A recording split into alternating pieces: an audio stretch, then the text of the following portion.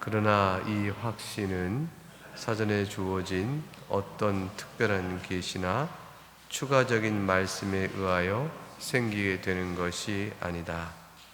오히려 그것은 하나님께서 우리를 위로하시기 위하여 그의 말씀 안에서 풍성하게 계시하여 주신 그의 약속을 믿는 믿음에서 생기게 되는 것이며, 또 우리 하나님의 자녀요 상속자임을 우리의 영과 함께 증언하시는 성령의 증거에서 생기게 되는 것이다.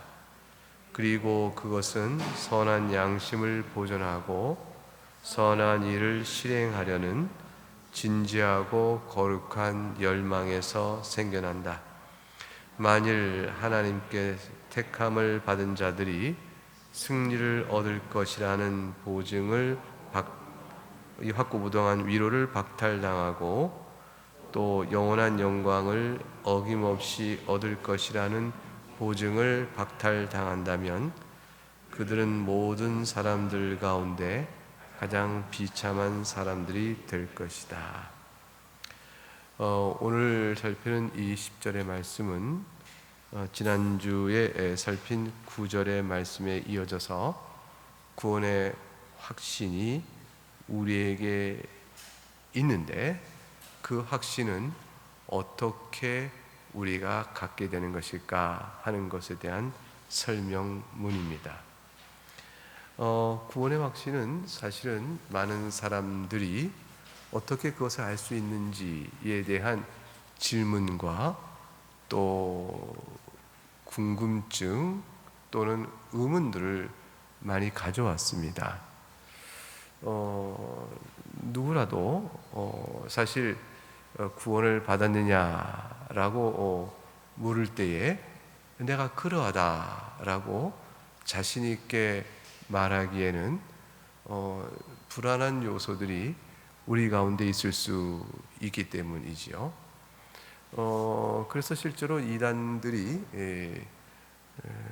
나름대로 전도를 할 때 그들이 전도하는 방식 중에 잘 알려진 것은 구원을 받았는가라고 이제 물어 우리 안에 있는 구원의 사실에 대한 의심과 또 확신을 흔들어 놓고 자신에게 있어서 구원의 길이 확실하게 있다라는 사실을 제시하는 방식으로 이렇게 많이 접근을 해 옵니다.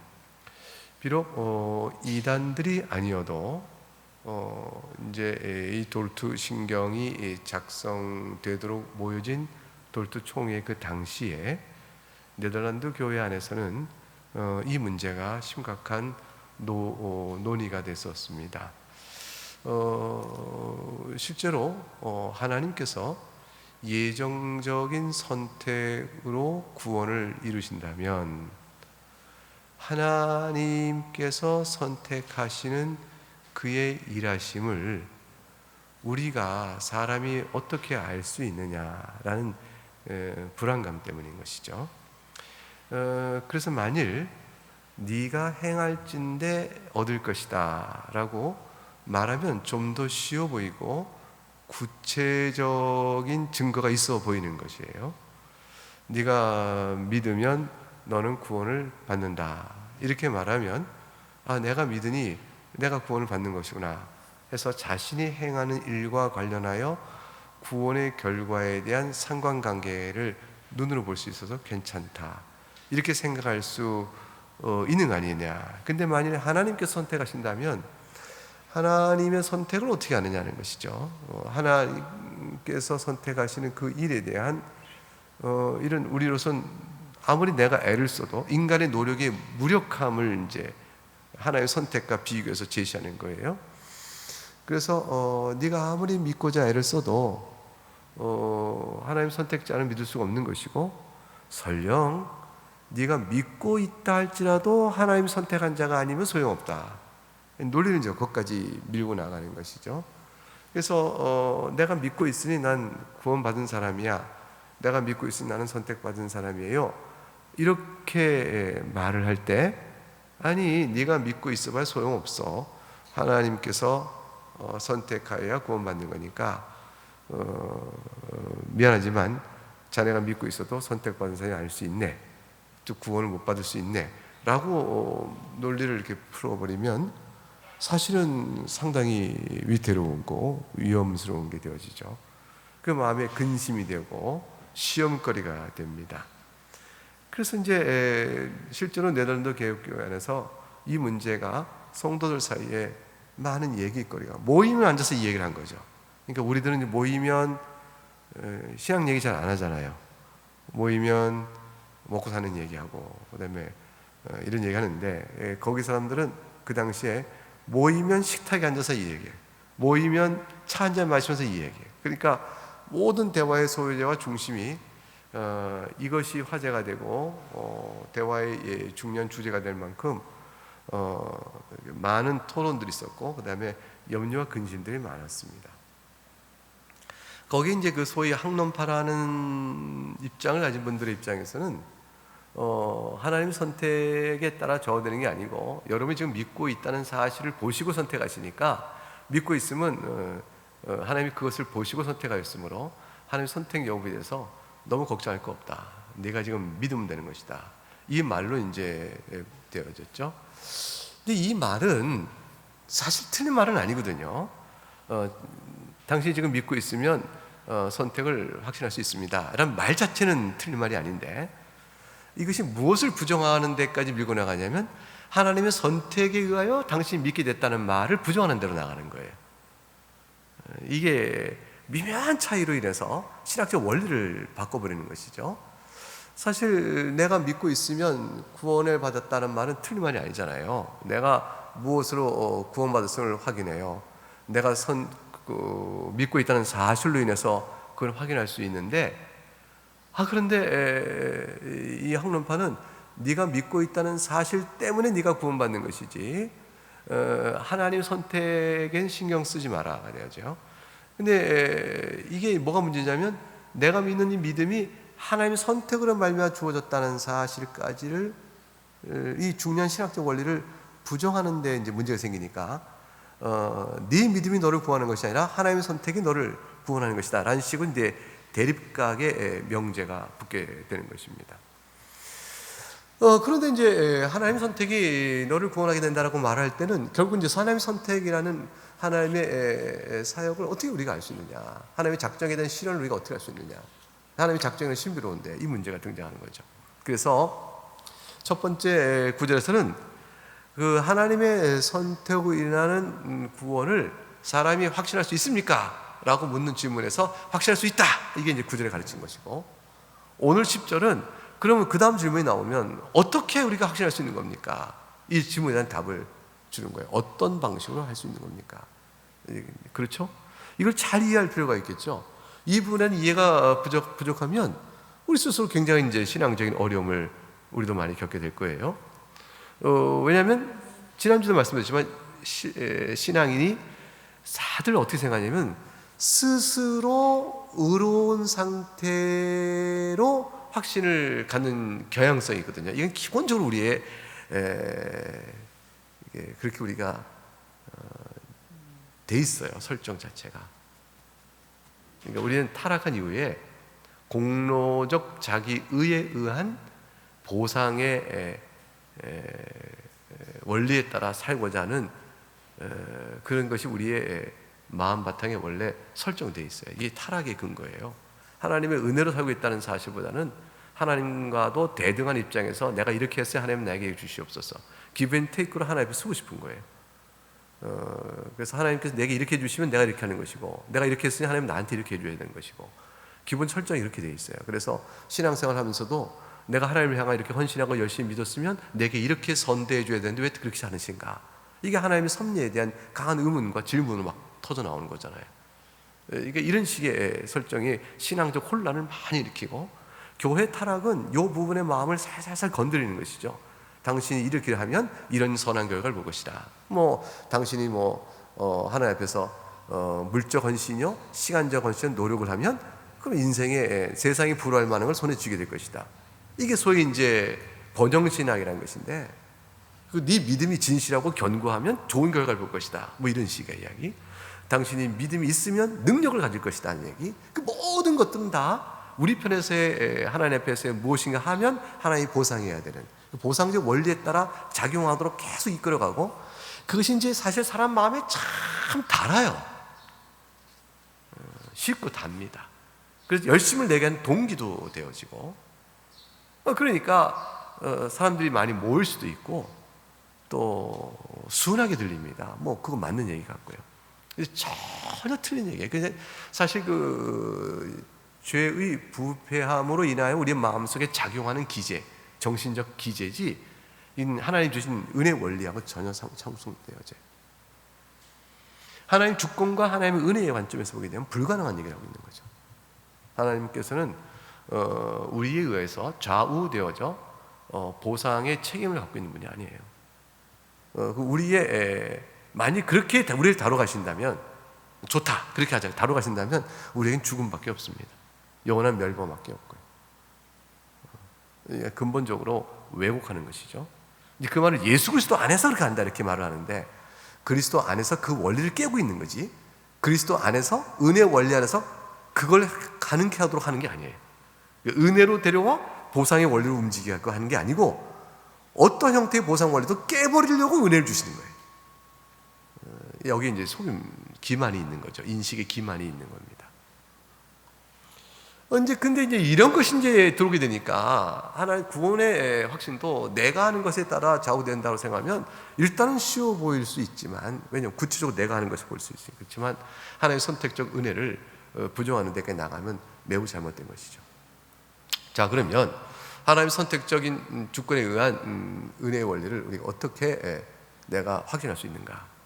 이제 이 부분이에요. 그 인식의 방법, 확인의 방법을 10절에 설명합니다. 첫째, 아닌 거 얘기합니다. 이 확신을 알기 위해서 이 확신이 어떻게 생기나를 알아야 되는데, 이 확신이 나에게 어떻게 주어지냐 할 때, 사전에 주어진, 미리 주어진 어떤 특별한 계시나 추가적인 말씀에 의하여 생기는 것이 아니다.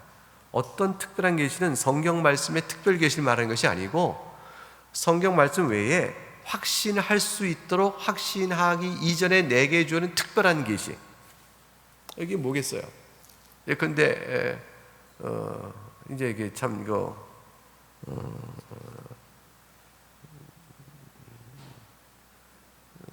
이제 뭐 꿈이나 환상이나 또는 다른 무엇으로 내가 과연 구원받은 자다라는 것을 이제 보여주시는 특별한 계시, 이런 것으로 생기는 게 아니다, 이렇게 말씀하신 거예요.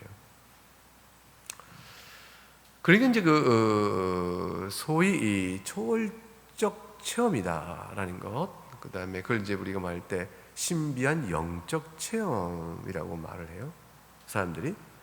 그래서 예컨대 가장 낮은 수준이 이제 방언이죠. 이제 일반적으로 한다는 얘기 믿고, 아무리 기도해도 방언이 안 터진다는 사람은 구원이 없는 것 같고, 그게 터져야 방언이 이제 구원이 있는 것이다 라고 얘기하거나, 그렇게는 안 가르치고 방언을 그들이 이제 이해하는 이제 순복음 계열일 텐데, 그들이 이해하는 방언이 터져야 사역자로서 최우선의 기본 수준을 갖는다. 그게 안 터지면 사역자 안 된다. 구역장이 되더라도 방언을 해야 한다. 기도원 다 데려가서 이제 구역장 할 때 막 시키죠. 훈련시켜서 어찌됐건 이제 뭔가 돼야만 이제 구역장도 하는 거예요. 이제 그렇게 되어지는 형태로 나가는 사람들은 일단은 구원의 확신과는 관계없이 사역적 확신이다, 이렇게 구분하지만, 성도들 일반에게는 그것을 향한 굉장한 뭐예요? 갈망과 열등의식을 갖게 만들어요. 그래서 이제 갈망을 갖고 못 가진 사람이 열등의식 되어지면, 그 열등의식은 사역적 확신에 대한 불확신이 아니라 넘어가서 구원 자체에 대한 불확실성으로 몰아가게 되어 있는 위험성이 있는 것이죠. 이런 식의 작용이 이제 교회 안에 되어지면 어떤 이제 심각한 문제가 생기냐면, 교회 안에 의사결정과 가르침과 교훈의 최고의 권위를 말씀이 아닌 그들이 이해하는 영적 체험이나 능력으로 전환돼 버려요. 질서가 바뀌어 버립니다. 그래서 아무리 말씀이 이렇다라고 풀어도 그 죽은 문자의 말씀이요, 살아있는 영의 역사의 체험은 이것이다 라고 말해서 그 능력을 가졌다고 주장하는 사람의 말이 최고의 권위를 갖게 되어지고, 거기에 따라 이제 교회 질서가 이루어지게 되면 이제 교회 전체 영적 양상이 이제 왜곡되게 되고 이상해져 가는 것이죠. 이건 하나님께 기뻐하시니 아니에요. 성령께서 하신 일과 전혀 다른 방향으로 나가는 거죠. 임의적인 것이죠. 악한 영의 역사에 시험들 가능성이 너무 많은 것이고, 그 끝과 결국이 사람이 영혼을 상실하게 되거나 상처 입게 되는 아주 위험한 일들을 자초하게 되는 것입니다. 교회사 속에서 수많은 이제 그런 노력들의 결과가, 그 같은 시도들의 결과가 어떤 결과를 낳았는지 보면 선명히 보여지는 것이죠. 사람은 초를 만지고 싶거나 초를 손에 쥐고 싶은 욕망이 있어요. 이제 사실 그 우상을 만드는 것도 그 같은 것에 대한 하나의 내용인데, 보이지 않는 하나님을 보이는 하나님을 만들어 버려야 확실하다 싶은 거예요. 이게 보이지 않는 하나님의 능력은 내가 가진 무엇으로 이렇게 드러나야만 확실하게 느껴지는 것이죠. 그래서 이제 능력을 가시적이며 자기 경험 영역 안에서 하나님을 만지거나 보거나 또 그 능력을 알아야 되겠다라는 이 욕망이, 이 마음이 있는데, 그건 멀리 보게 되면 근본적으로 우상숭배적인 신앙 심리와 그게 다르지 않습니다.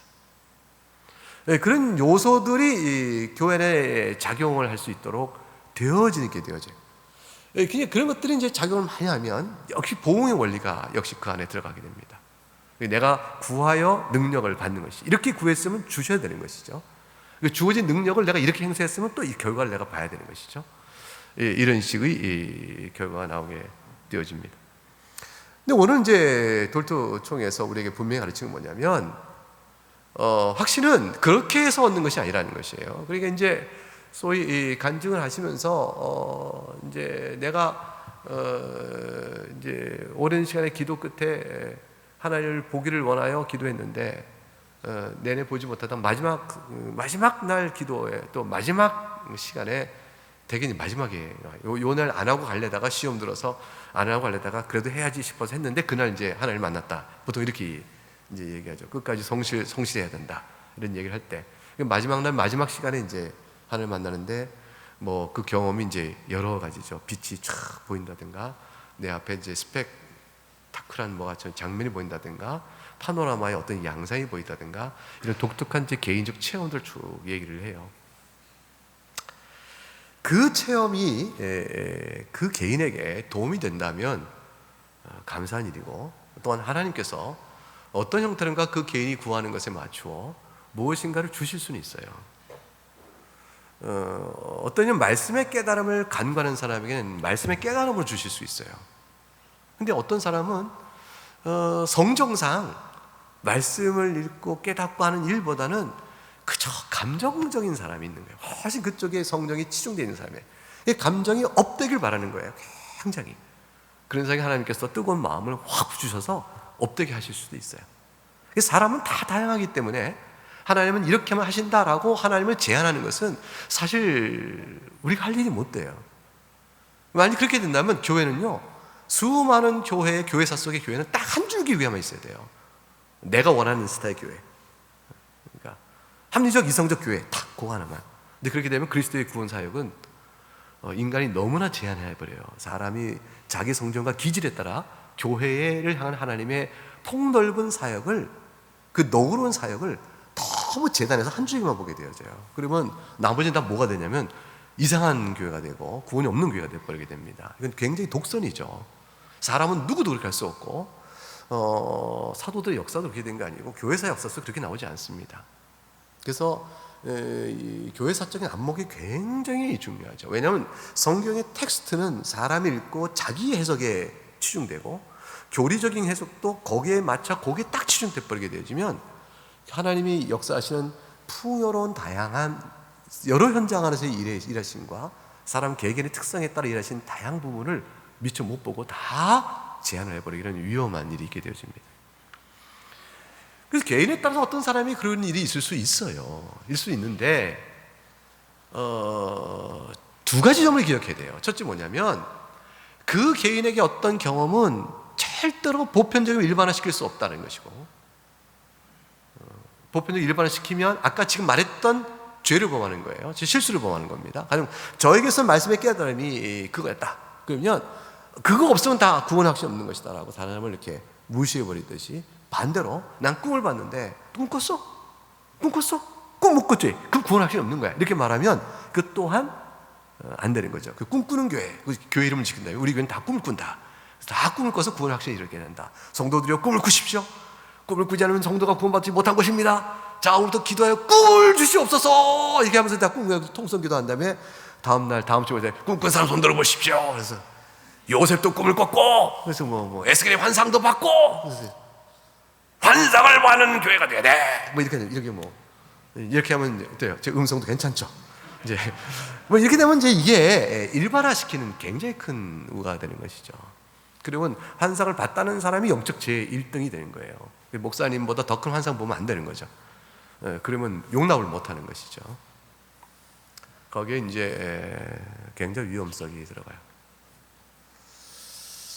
두 번째 오류는 뭐냐면 설사 그걸 봤다 쳐봐요. 자기 경험 안에서 자기 봤다. 근데 그것이 확실히 근거가 아니라는 걸 알아야 돼요. 그거는 그때 내가 믿음 안에 있도록 이끄시는 하나님의 어떤 나를 향한 특별한 역사이겠다라는 정도 의미를 갖고, 확신은 거기서 구하면 안 되고 확신을 구할 때는 따로 있다는 거예요. 이거를 오해하고 착각해버리게 되면 사람이 그때 그 경험 붙들고 살아요. 근데 말씀 뿌리에서 성령의 역사와 상관없는 일종의 부동처럼 물 위에 떠다니는 것처럼 되어버려져요. 그러다 보면 더 큰 무엇을 발견하거나 더 큰 다른 반전의 경험, 다른 경험을 경험하게 되면 휙 넘어가 버리게 되어집니다. 그래서 자신이 예컨대 꿈을 꿨다 쳐보십시오. 꿈에 예수님 만났다. 잠깐 다음에 난 드디어 오늘 구원의 확신을 가졌다라고 말을 할 때 그 꿈에 대한 생생함과 그 기억은 평생 간직할 수 있어요. 그 사람에게 위로가 될 수 있어요. 위로가 될 수 있거든요. 아프어서 우는 아이에게 당장 사탕은 도움이 되지만 사탕이 그 아이의 육체 생명을 보존시키는 영양 요소는 아닌 거예요. 따로 있어요. 그게 뭐예요? 말씀이에요. 말씀. 그래서 말씀 앞에 들어서 말씀 앞에 주어지는 영적 각성과 깨달음으로 들어오도록 하나의 디딤돌이요, 계기요, 상황이요, 그럴 수는 있어요. 그럴 수 있어요. 그럴 수 있지만 그 자체가 근본의 원리를 벗어날 수는 없는 거예요. 이걸 바꿀 수가 없거나 대체할 수 있는 것이 아니에요. 이 부분의 혼돈이 교회 안에 얼마나 어지럽게 있는지 몰라요.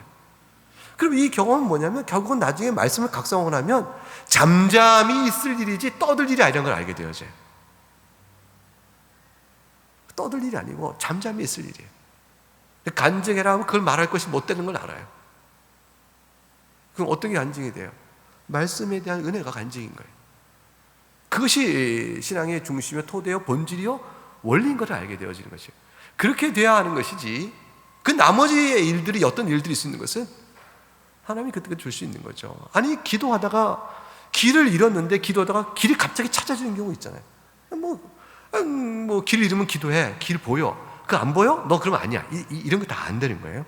그러니까 길 가다가 길 모를 때 기도함으로 길을 찾게 되어지고, 위험에 처했을 때 기도함으로 구원을 받게 되어지고, 무너져 실족했을 때 기도함으로 실족한 데서 건짐을 받고, 죄 중에 빠졌으나 기도함으로 용서받아 다시 구원 나오는 모든 원리 속에 하나님의 그런 경험들은 다 어디를 끌고 오냐면 말씀 앞으로 끌어오는, 말씀 앞으로 끌어오는 거예요. 그래서 근데 그 말씀 속에 추가적인 말씀이 생기는 게 아니다는 말씀이 있어요. 이게 참 중요하죠.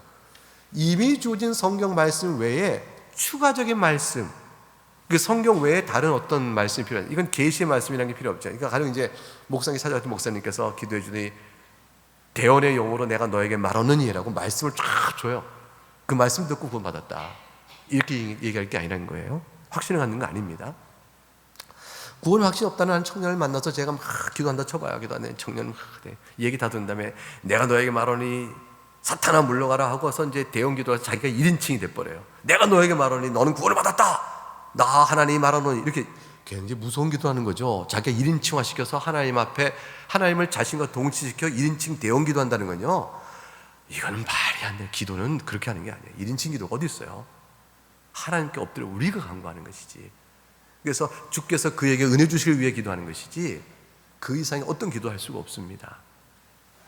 근데 그거는 굉장히 나쁜 기도의 습관이 교우 중에 퍼져 있어요. 힘이 나는 것 같고 뭐 굉장히 답을 얻는 것 같지만 거기 종교적 기만과 속임이 작동하는 아주 위태로운 일입니다. 사실은 그렇게 말하고 싶어요.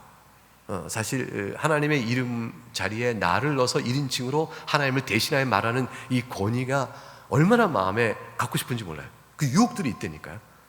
사실 그런 권위가 저한테 주어진다면 얼마나 교인들에게 힘을 줄 수도 있고 또 꾸질 수도 있고 뭐 이렇게 할 수 있겠어요. 근데 거짓된 권위예요. 그런 권위 갖고 있는 사람은 인간 중에 아무도 없어요. 어느 사도도 그렇게 한 사람이 없습니다.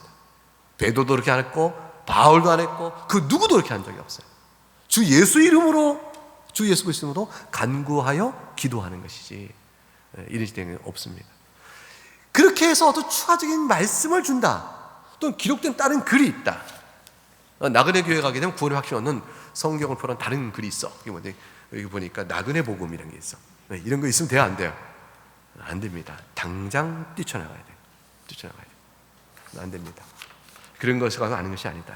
그럼 뭐냐면 오히려 그것은 하나님께서 우리를 위로하시기 위하여 그의 말씀 안에 풍성하게 계시해 준 그의 약속을 믿는 믿음에 생기는 것이다. 근본적으로는 우리가 하나님의 약속을 믿는 믿음이 있는가? 이 약속은 예수 그리스도 안에서 주시는 약속이요. 그래서 우리의 위로예요. 그 위로의 약속. 이게 보세요. 위로란 말을 너무 동그라미 쳐. 이게 뭐냐면 하나님께서 죄인을 불론에 구원시키실 때 살리려고. 꾸짖는 것도 살리려고, 징계도 살리려고. 다 하나님 사랑으로 하시는 일이에요. 위로하시기 위하여 말씀을 풍성해 주신 예수 그리스도의 약속이죠. 그리스도를 믿는 자마다 살 것이다 라는 그 믿음에 생기게 되는 것이다. 그 믿음 약속을 보니까 어떤 위로의 내용이 주어지냐면 하나님의 자녀가 된다, 상속자가 된다. 뭐의 상속자죠? 하나님 나라 기업에 대한 상속자죠. 그리고 우리 영과 함께 증언하시는 성령의 증거, 여기서 찾게 되는 것이다. 자, 그래서 하나님의 말씀은 우리에게 어떤 내용을 전해주냐면 우리가 하나님의 자녀요, 하나님 나라 기업의 상속자라는 것을 우리에게 전해주고, 이 사실을 믿는 믿음은 성령의 인도하심으로 믿게 되어집니다. 내용은 말씀에서 그 말씀을 믿게 되는 역사는 성령으로 말미암아. 이게 성령의 역사가 아니면 누구도 성경의 말씀을 믿을 수가 없습니다. 성경의 말씀을 글자니까 독해를 하여 무슨 말씀인지 요약 정리는 할 수 있을 때 정리되어진 내용을 내가 믿나이다 하고 믿는 역사는 성령의 역사예요. 그래서 성령께서는 말씀을 가지고 역사예요. 근데 성령께서 그걸 믿게끔 만드실 때 성경의 내용이 내 머릿속에 설득 깨닫고 마음의 항복을 받아내는 설득의 과정을 사용하세요. 그래서 이 설득의 과정이 단순한 성령의 역사 없는 논리적인 이성적 작용만이 아니요, 그거의 경로를 사용하시는 신비한 영의 역사예요. 그게 성령의 역사예요. 여러분 믿으시죠? 복음을 믿으시잖아요. 이 마스크를 하고 있으니까 믿는다고 말씀해.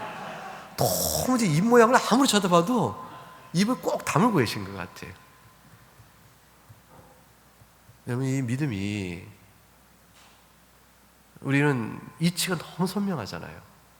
근데 죄인됨으로 하나님의 용서와 대리속죄의 은총이 없으면 안 된다는 사실을 논리적으로 우리가 이해가 되잖아요.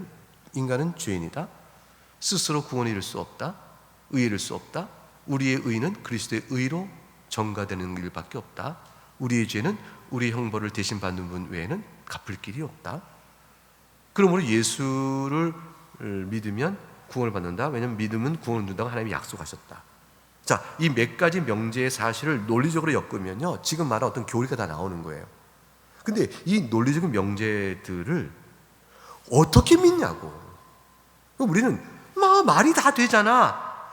아니, 글쎄 그 사이사이에 말은 되는데 이걸 다 어떻게 믿냐고. 이거는 아무리 가르쳐도 못 알아듣는 사람, 아무리 말해도 못 믿겠다는 사람의 한계예요.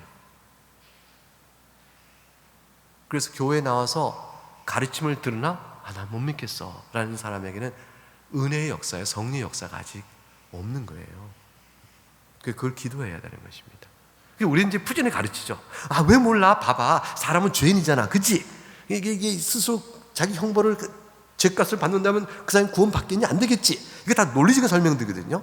성경 여기 봐, 여기 봐, 여기 봐, 여기 봐 하고 다 찾아 설명하죠. 다 논리적인 설명이에요. 그러니까 이성적으로 따라올 수 있어요. 근데 이 자체 엮어내는 이 자체의 논리성이 그 사람이 믿음을 주는 건 아닙니다. 먼저 믿은 사람에게는 이렇게 깨달음으로 과연 믿는 바의 내용이 이렇게 뚜렷하니 내가 더 확실하게 거한다고 했을 때는 이미 믿는 역사가 있으므로 그것이 더해지는 것이에요. 이 부분이 성령의 역사예요. 그리고 이런 논리적인 과정의 연계점도 하나하나 깨달음에 있어서 이치가 되는 데 있어서 성령님께서 도우셔야 돼요. 그게 성령이 조명하시는 청이라. 그게 있어야 논리 연계 과정도 이해가 되어집니다. 잘못된 연계는 잘못됐다라는 사실도 알 수 있게끔 영적인 분별력도 생기게 되는 것도 성령의 역사예요. 근본적으로 믿음은 성령의 역사입니다. 그래서 우리가 인수분해라는 수학을 가르치려고 자, 구구단부터 공부해보자. 그리고 또 2 곱하기 2 곱하기 2는 얼마냐? 8이지. 8인데 2 곱하기 2를 가로를 치고 2 더하기 2 가로 치고 또 뭔 2. 그때 이걸 풀기 위해서 자, 조합의 원리를 딱 만든 다음에 A 플러스 B의 괄호의 자식은 하고 이제 그 풀어낸 것을 외우게 한 다음 풀어낸 전개 방식을 다시 묶어봐라. 묶은 걸 다시 풀어봐라. 이런 식의 처음은 논리 과정이거든요. 이런 식의 논리 과정을 익혀서 수학이 풀리네, 나 좋아, 이거하고 다른 거예요. 이거 전혀 다른 거예요. 이거 복음을 이해한다는 것은 복음의 말씀을 듣는 것도 그런 과정의 일부를 다 수용해요, 방식으로. 그러나 믿음이라는 것은 그게 훅 들어와야 돼요. 내 안에서 뒤집어진다는 거죠. 믿어지는 날이 있어요. 믿어지는 순간이요, 이게 오게 되어집니다. 이거는 성령 은혜의 역사예요. 그래서 결국 구원의 확실한 것은 성령의 역사로 말미암아 주어진 하나님의 예수 그리스도의 약속 안에 담겨있는 수많은 위로, 구체적으로 말하면 내가 하나님의 자녀가 된다, 하나님 나라의 영생을 기업으로 받는다 라는 것에 대한 증거에서 내가 확 하고 믿게 되는, 그게 바로 확신입니다. 이런 확신을 가진 사람은 그 선한 양심, 즉 이게 영적 양심인데, 하나님 앞에서 깨어있는 중생자가 갖는 영혼의 역사로 인한 선한 양심이 내 안에서 계속 유지돼 가고, 선한 일, 하나님의 교훈에 일치되는 일이에요. 하나님의 교훈에 일치되는 일을 실행하고자 하는 내 마음속에 간절함이 있다. 열망이란 말은 이 간절함이, 진지한 간절함, 그것이 내 마음에 있다. 그 거룩한 열망이 있다. 내가 그것이 있다. 이게 지우지 않고 있다. 분명히 있다. 이거죠. 성도는 그래서 이것 때문에 하나님을 더 사랑하고 싶고, 예수님을 사랑하고 싶고, 또 죄를 회개하고 싶고, 성령에 따라 살고 싶은 마음이 있는 겁니다. 이것은 지워지지 않는 거예요. 이게 바로 하여튼 하나님께서 우리에게 죽은 것처럼 감각을 잃어볼 수 있어요. 5절에 말한 것처럼 감각을 잃어볼 수 있지만, 그러나 6절 보세요. 6절의 두 번째 줄, 성령을 전적으로는 거두가지 않으시는 거예요. 요게 남겨두시는 겁니다. 전적으로 거두가지 않아서, 그래서 5절의 감각을 잃지만 6절에 전적으로 거두가지 않기 때문에 7절 둘째 줄, 중성에 썩지 않는 씨를 보존해 두십니다. 그래서 8절에 완전히 타락, 첫째 줄, 완전히 타락하거나 최종적으로 멸망에 이르기까지 내버려 두지 아니하십니다. 그래서 10절에 것 때문에 내가 구원의 확신을 갖게 되는 거예요. 이것이 있어요.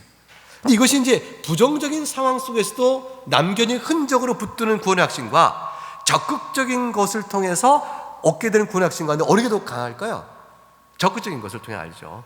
그러니까 선한 열심을 갖고 하나님을 사랑하고 이렇게 나갈 때 더 확실히 알 수 있지. 죄 가운데 빠져 있으면 회개의 영을 주셨어요. 회개의 영을 주신 거 보니까 제가 버림받은 자는 아니고 구원의 확신을 가져요. 이렇게 앉는 것은 분명한 사실이에요. 사실이지만 반대 경우보다는 좀 약해 보일 수 있죠. 왜냐하면 의심이 더 많아지는 거예요. 죄가 있으니까.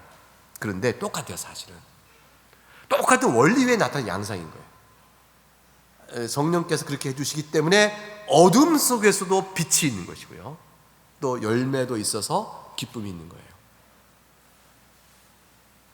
만약 하나님께서 택한 받은 자들이 승리를 얻을 것이라는 이 확고부담 위로를 박탈당하고 또 영원한 영광을 어김없이 줄 것이라는 보증을 박탈당한다면 모든 사람 가운데 가장 비참한 사람이 될 것이다.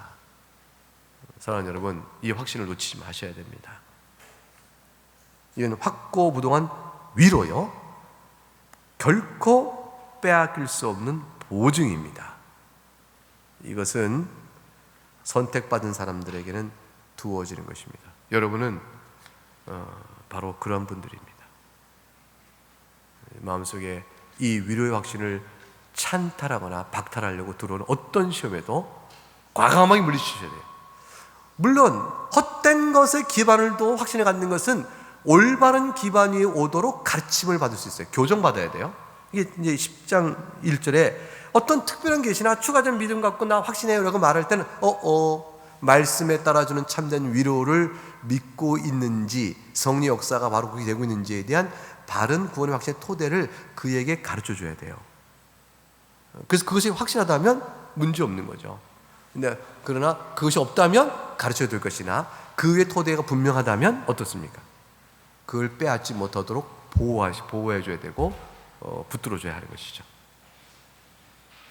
네, 여기까지가 10절의 오늘의 공부 분량입니다. 기도하겠습니다.